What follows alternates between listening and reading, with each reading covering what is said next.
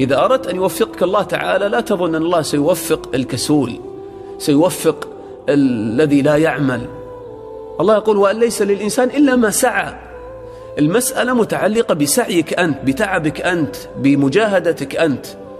لا تنتظر أن ينزل التوفيق من السماء عليك هكذا وأنت نائم على فراشك، أن تتعلم علما وأنت نائم على فراشك، أن تزداد في الإيمان وتنال درجات الإيمان وأنت نائم على فراشك. لا بد من المجاهدة. ولهذا كما جاء في الحديث، والأشبه أنه من كلام بعض الصحابة رضي الله عنهم، قال إنما تنزل المعونة من الله بقدر